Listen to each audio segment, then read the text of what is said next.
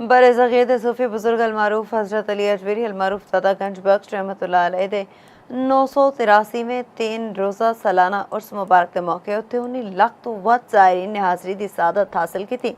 उर्स दियां तकरीबात इख्तितामी दुआ दे नाल इख्तिताम पज़ीर और तफसीलात बिलाल खोरी दी इस रिपोर्ट में। हज़रत अली हजवेरी अलमारूफ दाता गंज बख्श दे सालाना उर्स दे तीजे दिहाड़वी कौमी वफाकी ते मुख्तलिफ सूबियां दी आला शख्सियात ने मज़ार शरीफ उत्ते गुलदस्ते ते चादरां पेश कीतियां, जबकि ज़ायरीन अदब नाल दरबार शरीफ उत्ते नवाफिल अदा करते रहे ते कुरान खानी भी की।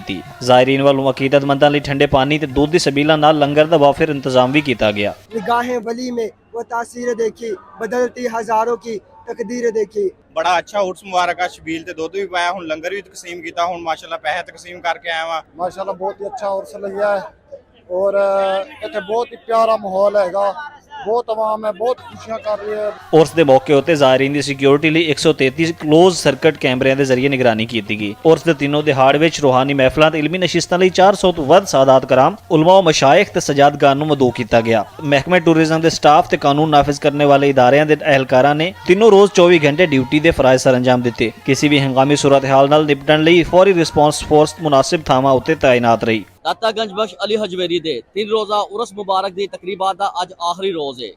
ज़ायरीन दरबार शरीफ ते हाज़री दे रहे ने ते इबादत दे विच मशगूल ने।